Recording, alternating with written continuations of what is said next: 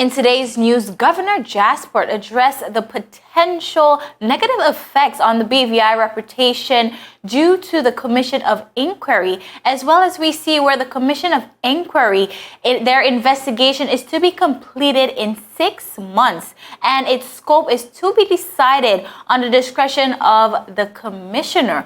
Also, we span across regionally, and we see that Trinidad and Tobago has confirmed its first case of the new COVID-19 strain. All this and so much more, viewers, when 284 News returns. 2020 posed its challenges, but thankfully, many community-minded individuals and businesses came to the forefront when needed. The BVI Red Cross would like to thank all the sponsors for their teamwork in ensuring the needs of the community were met all of 2020.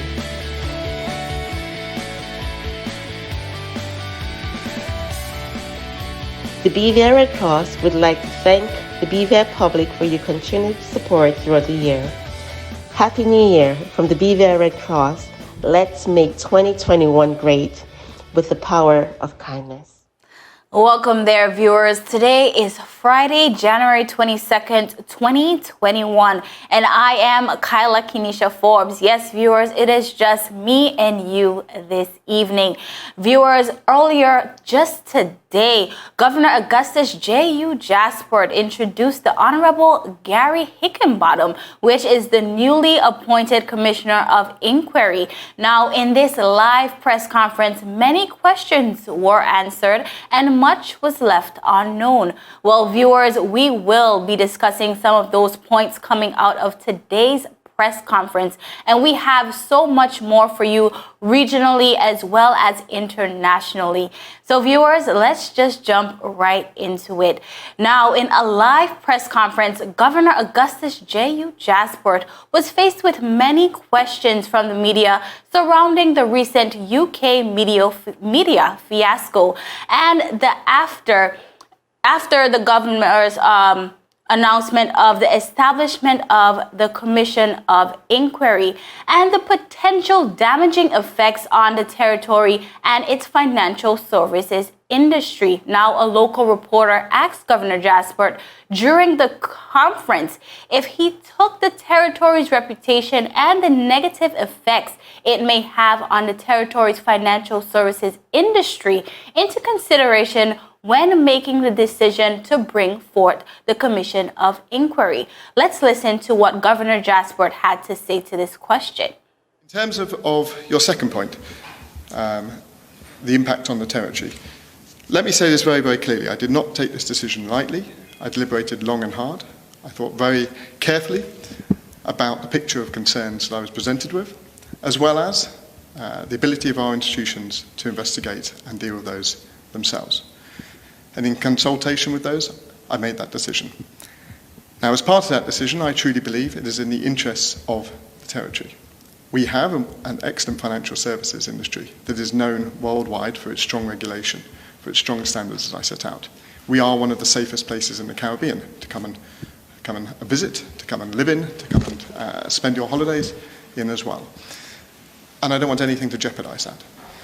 So as part of my decision-making is actually to ensure that as a territory, I wouldn't say it's damage, I would say actually this is the opportunity to ensure that we stay in that strong place, that we ensure that any areas that may hold us back are looked into properly, and ensure that we prosper even more in the future.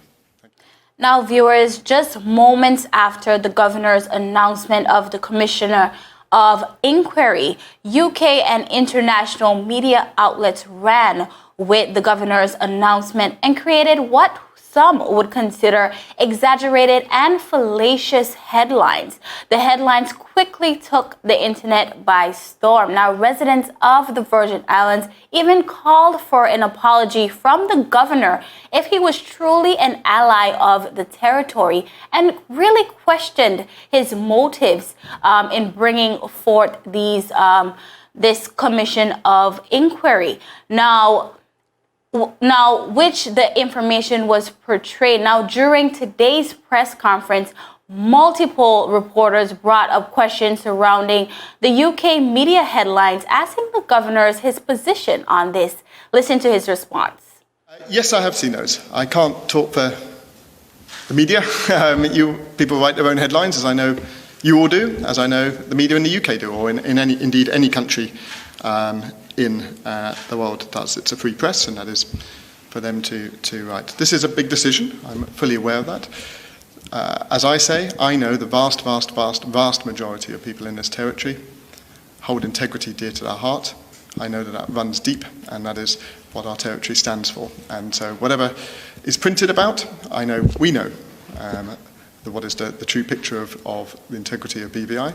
And that is why this commission, I believe, is the right decision to ensure that we uphold those standards and we don't let anything drag it back at all. So whatever may be said about in various different media, whether local or internationally, I think we should take pride that the people of this territory, and the messages I've had and the response that I've seen from the community here is to say, yes, this is actually something we need to do, and we want to ensure that our standards are upheld for the future.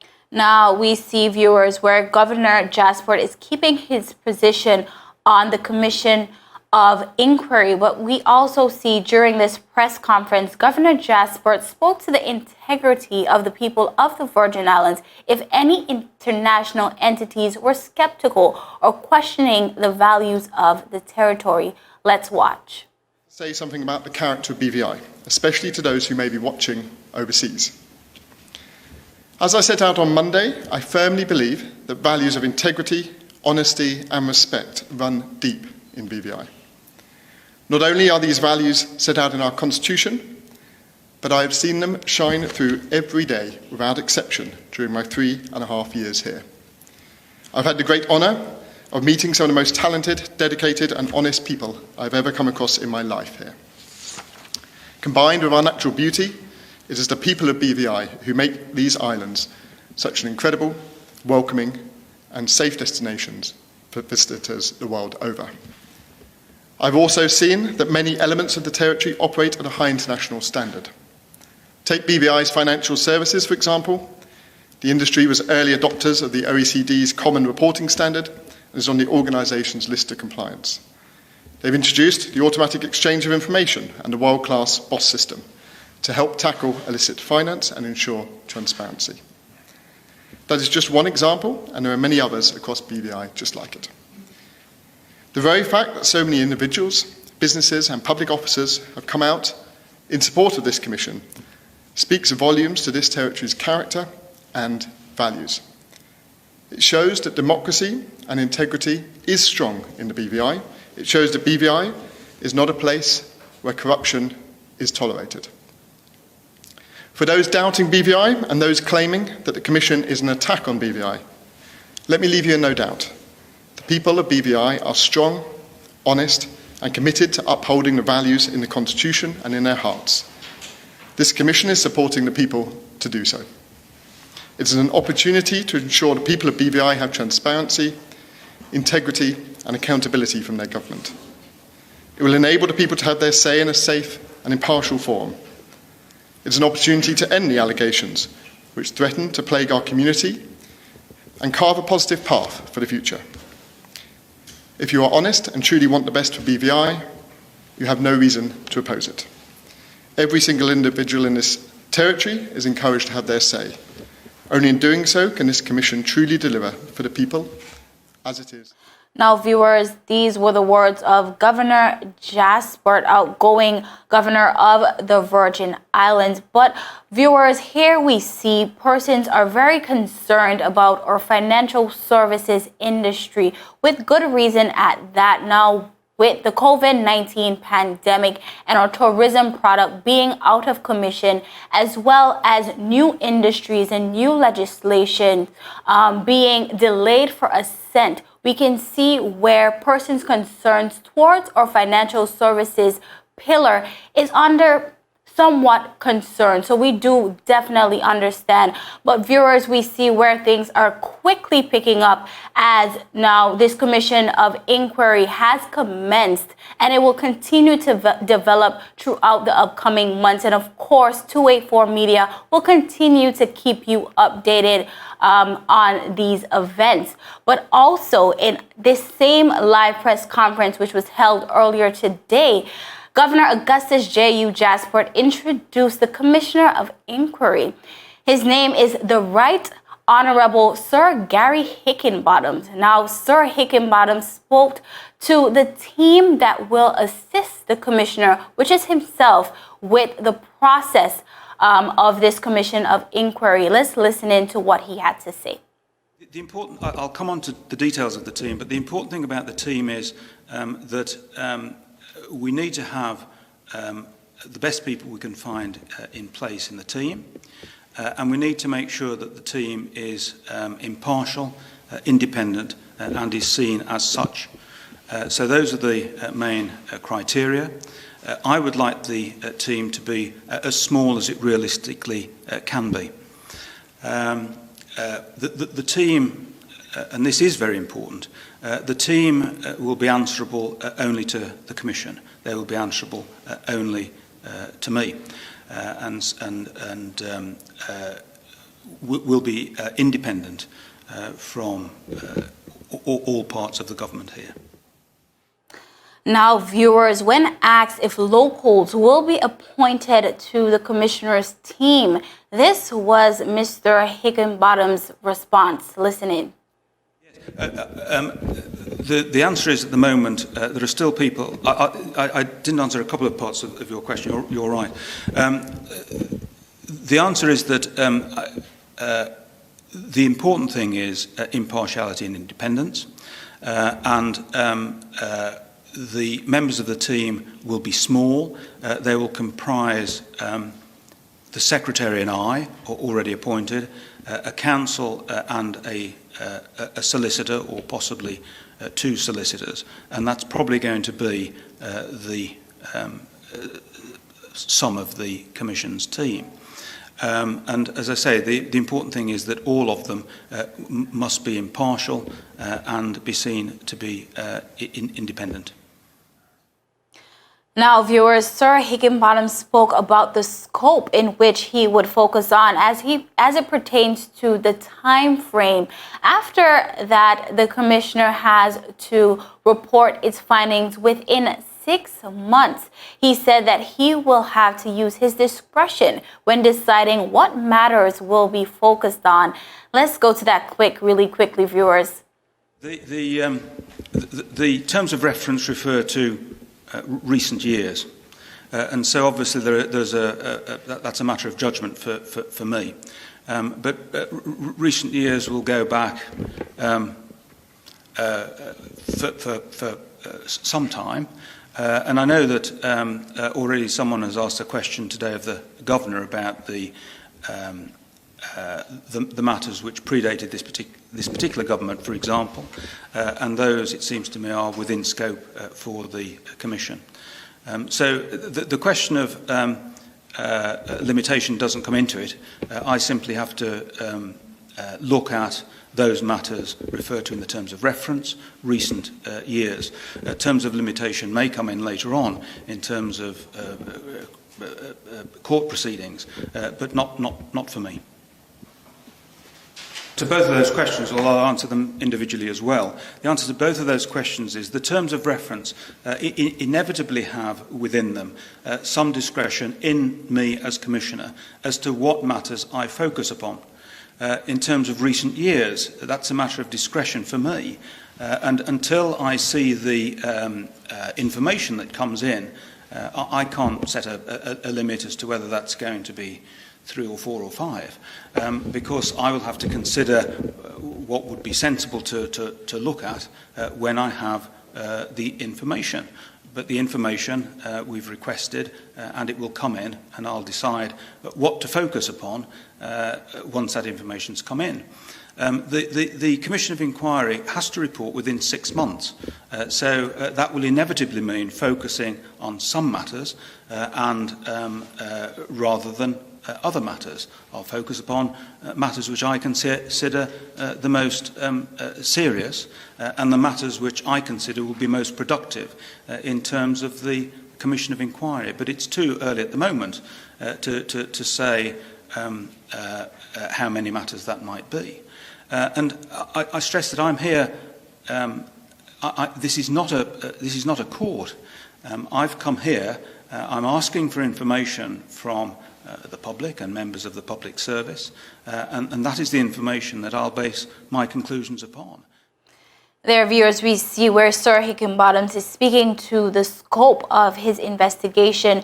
Now, there's not much to really answer the questions. It's still a bit vague, as you know, his decisions will be due to discretion, and some of the findings he will find within those first preliminary investigations. So much still to be uncovered as it pertains to the Commission of Inquiry.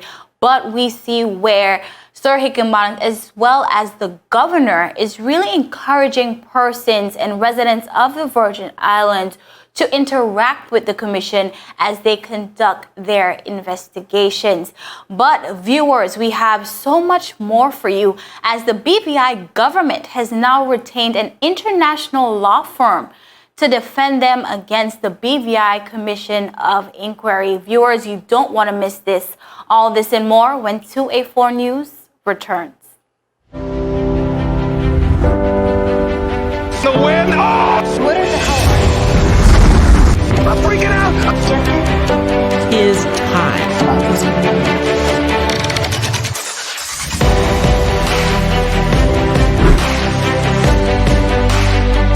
284 News. Coming to you live and direct from the beautiful British Virgin Islands. What's poppin'? What's really good? What's happening? What's happening? What's up? Davis has won it for the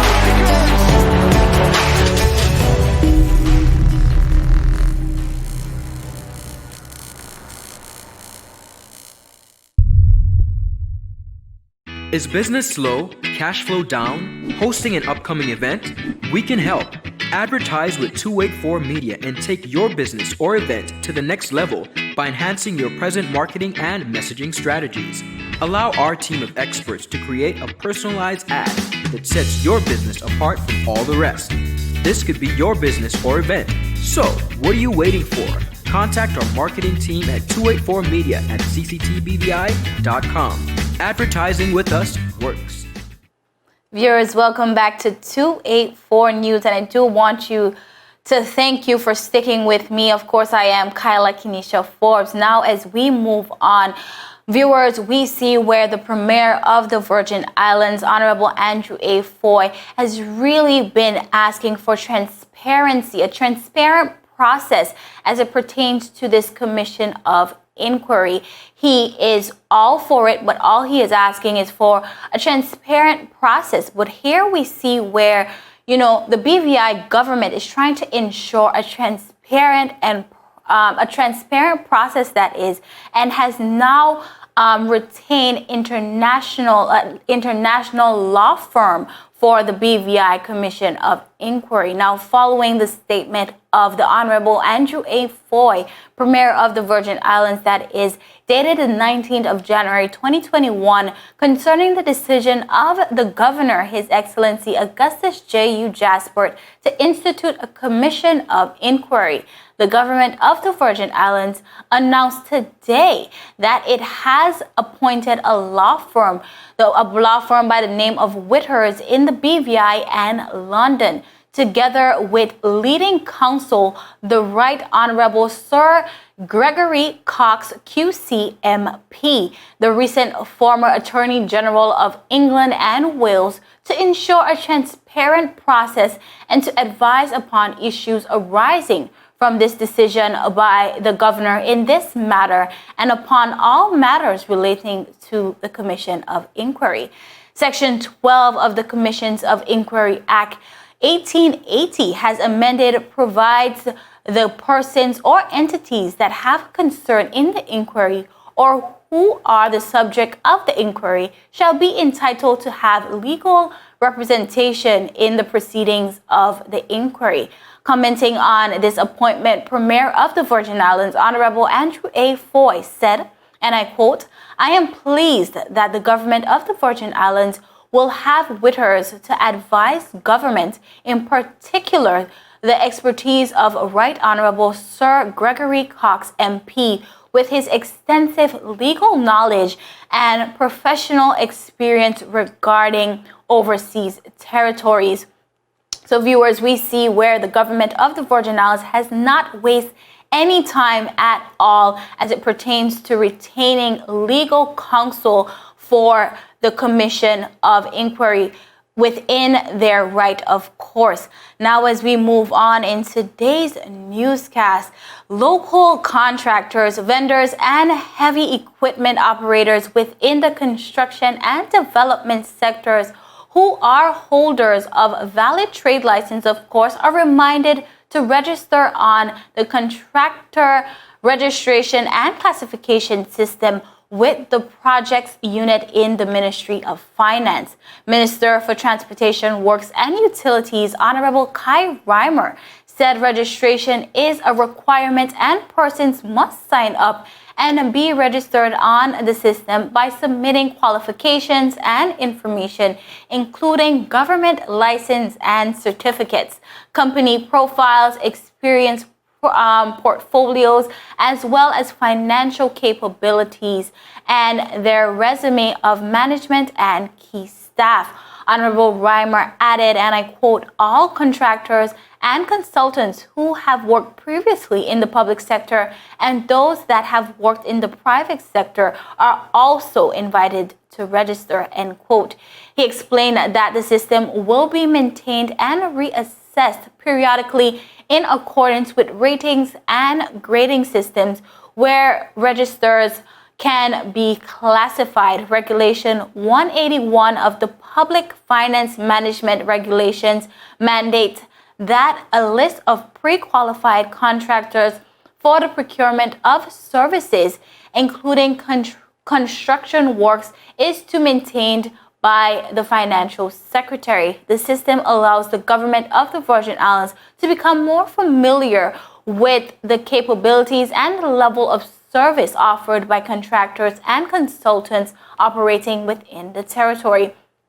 It also helps to promote quality of work and value for money by identifying suitably skilled and competent contractors and consultants for general and specialized contracts.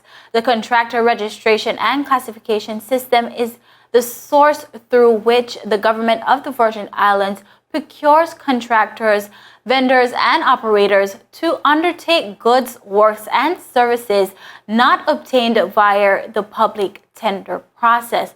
Contractors, vendors, and heavy equipment operators are to complete the relevant forms that can be collected from the projects unit located at Comar Building Number 2, second floor, Road Town, Tortola, or an electronic registration form by sending a request to procurement@gov.vg and submitted to the Ministry of Finance, where it will be registered. For more information, contact the projects unit in the Ministry of Finance via telephone at 468-2144 or 468-4243, or the Ministry of Transportation, Works and Utilities at 468-2183. So we are definitely encouraging our contractors out there to go out and get registered on this program. It is an awesome opportunity to expand your business. Now, viewers, this is 284 News. We have so much more for you, but we'll be right back.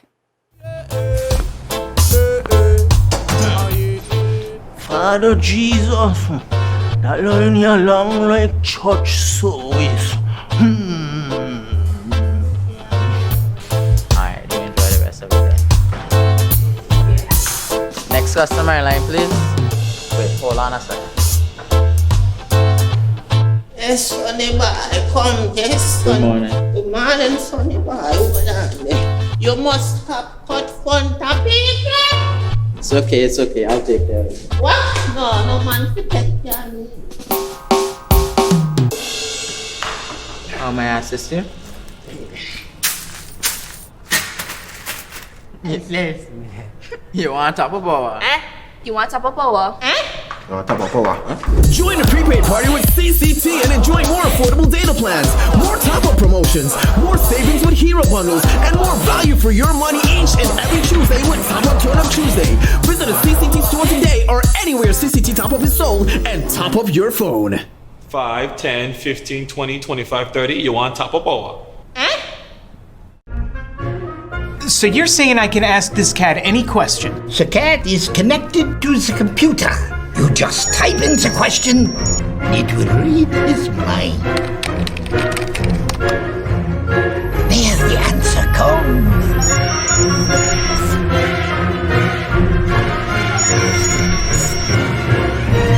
You're the man! I've been looking for this for weeks. Viewers, welcome back to 284 News, and I do want to thank you for sticking with me. Now, we span across to Trinidad and Tobago. Now, the island has joined dozens of countries across the world that have confirmed the new COVID-19 variant first discovered in the United Kingdom in mid-December of last year. The development is a serious cause for concern for none other than Prime Minister Dr. Keith Rowley, who admitted to being worried that the fast-spreading strain of the viral illness has entered the country like it's done at least 60 other countries, according to the World Health Organization as of Wednesday, addressing members of the media following the official commissioning of the national's newest inter-island ferry. The APT James, he got candid about his concerns. He said, and I quote, "I've been worried from day one, and I continue to be worried because we would have seen through international news how easy it is to go from comfort zone to economic." And he paused there, viewers. Now, viewers, in this time, it is very hard to be a leader. I can only imagine. And here we see a leader, Prime Minister James, really talking to the fact that he is worried about this new strain, as he should be. As we continue to say, COVID-19 is really a very fluid situation, but I think that this is a conversation that we need to have, not just regionally, but also locally, as we see our neighboring regional islands dealing with this new strain of COVID-19. So much to digest today, viewers, but I do want to thank you for sticking with me throughout this evening's newscast. We covered so much more to be covered next week as we give you your local, regional, and international content. But viewers, of course, you can check us out over the weekend at 284media.com, as well as check us out on Facebook at 284media and on Instagram as well as Twitter at 284BVI. I am Kyla Kenesha Forbes, and it is always my pleasure, viewers, to be here with you to give you your content every single day of the week. But I do want to urge you to enjoy your weekend, viewers. Sit back, relax, because I will be doing the same. But viewers, I am Kyla Kenesha Forbes, as I said before, and I am signing out. Good evening. The win! Oh! What the hell? I'm freaking out! Is time.